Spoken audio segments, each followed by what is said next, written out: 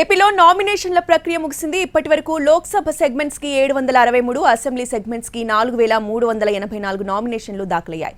ఇక రేపు నామినేషన్ల స్క్రూటినీ ఉంటుంది. ఈ నెల 29వ తేదీ వరకు నామినేషన్ల ఉపసంహరణకి గడువు ఉంటుంది. మే 13న ఏపీలో ఎన్నికలు జరగనుండగా జూన్ 4న ఫలితాలు ప్రకటిస్తారు.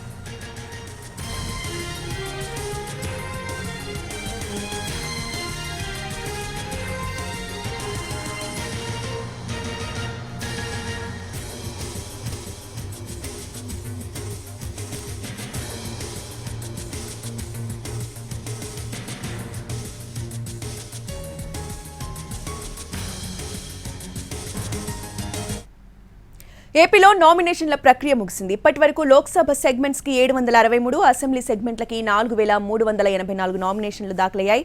ఇక రేపు నామినేషన్ల స్క్రూటినీ ఉంటుంది. ఈ నెల 29వ తేదీ వరకు నామినేషన్ల ఉపసంహరణకి గడువు ఉంటుంది. ఇదే అంశంపై పూర్తి అప్డేట్స్ ని మన ప్రతినిధి పిఎంఆర్ చంద్రశేఖర్ అందిస్తారు. చంద్రశేఖర్,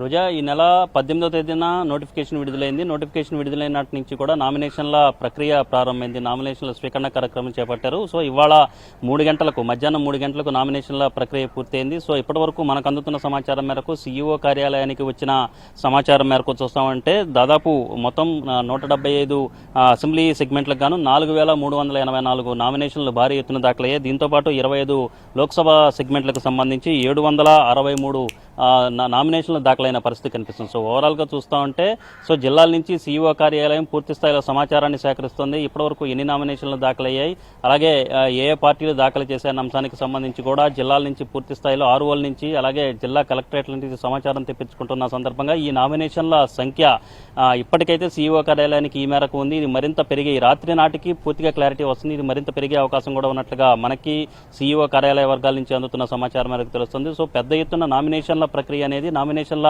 పర్వం అనేది చాలా జోరుగా సాగింది. 18వ తేదీ నుంచి 25వ తేదీ వరకు పూర్తిగా నామినేషన్ల హడావిడి ఏపీలో నడిచింది. ఆరో కార్యాలయాల వద్ద పూర్తి స్థాయిలో సందడి నెలకొంది. నామినేషన్ల ప్రక్రియతోనే ఒక డామినేషన్ చూపించే ప్రయత్నం ప్రధాన పార్టీలకు సంబంధించిన అభ్యర్థులు చేసిన ప్రయత్నంగా కనిపిస్తోంది. భారీ ఎత్తున ర్యాలీలు నిర్వహించడం, పెద్ద ఎత్తున ఊరేగింపులుగా వెళ్లి ర్యాలీలు వేయటం. సో ఈ సందర్భంగా కొన్ని చోట్ల చెదురుమదురు సంఘటనలు జరిగినప్పటికీ కొంత నామినేషన్ల ప్రక్రియ నాటి నుంచే కొంత ఆధిపత్యాన్ని చెలాయించే ప్రయత్నం, ఆధిపత్యాన్ని చూపించే ప్రయత్నం అయితే ప్రధాన పార్టీలకు సంబంధించిన అభ్యర్థులు ప్రయత్నించినట్లుగా ఇన్ని రోజుల పాటు జరిగిన నామినేషన్ల వ్యవహారాన్ని చూస్తే అర్థమవుతుంది. ఇక ఈ రోజు చివరి రోజున కూడా నామినేషన్లు భారీగా దాఖలయ్యాయి. వివిధ అసెంబ్లీ సెగ్మెంట్లకు సంబంధించి దాదాపు 700 నామినేషన్లు దాఖలైనట్లుగా మనకు అందుతున్న సమాచారం తెలుస్తుంది. అలాగే చివరి రోజున పార్లమెంట్ సెగ్మెంట్లకు కూడా దాదాపు 110కి పైగా నామినేషన్లు దాఖలయ్యాయి. సో ఈ సంఖ్య మరింత పెరిగే అవకాశం ఉన్నట్టుగా తెలుస్తుంది. సో ఇక నామినేషన్ల ప్రక్రియ పూర్తయిపోయింది కాబట్టి రేపు నామినేషన్లకు సంబంధించిన స్క్రూటినీ జరుగుతుంది.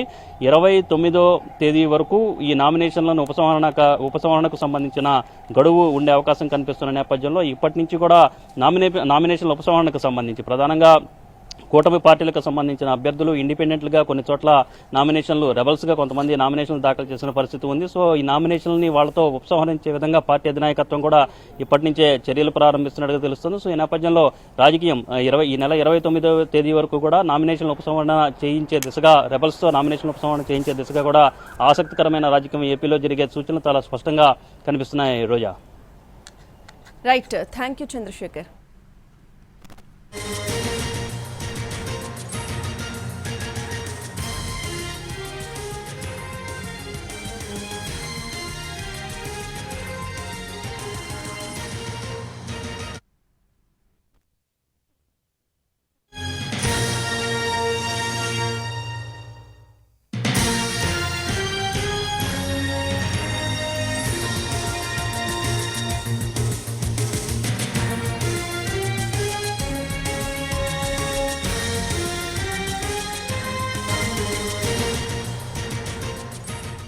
కాకినాడ జిల్లాలో 7 అసెంబ్లీ నియోజకవర్గాలున్నాయి. ఇందులో పిఠాపురం ప్రస్తుతం హాట్ టాపిక్ గా ఉంది. పిఠాపురం నుంచి జనసేన అధ్యక్షుడు పవన్ కళ్యాణ్ బరిలో ఉండగా ఆయనపై వైసీపీ తరపున వంగా గీత పోటీ చేస్తున్నారు. కాకినాడ ఎంపీగా ఉన్న వంగా గీత ఈసారి అసెంబ్లీకి పోటీ చేస్తున్నారు. కాపులు ఎక్కువగా ఉన్న నియోజకవర్గాల్లో పిఠాపురం కూడా ఒకటి. ఇక్కడ 2,31,000 మంది ఓటర్లున్నారు. ఈ నియోజకవర్గంలో కాపుల తర్వాత బీసీ ఓట్లే కీలకం. ఇక గెలుపోటములను ప్రభావితం చేసే స్థాయిలో ఎస్సీ ఓటర్లు కూడా ఉన్నారు.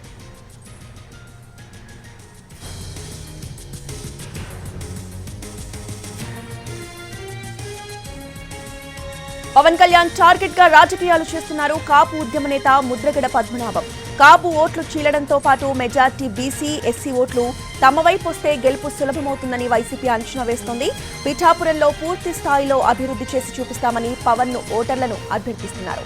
ఇక YCP sitting MLA Pendem Dorababu అంటీ ముట్టనట్టుగానే ప్రచారం చేస్తున్నారు. మరోవైపు పిఠాపురంలో బీసీవై పార్టీ తరపున Big Boss fame Tamanna Simhadri బరిలో ఉన్నారు.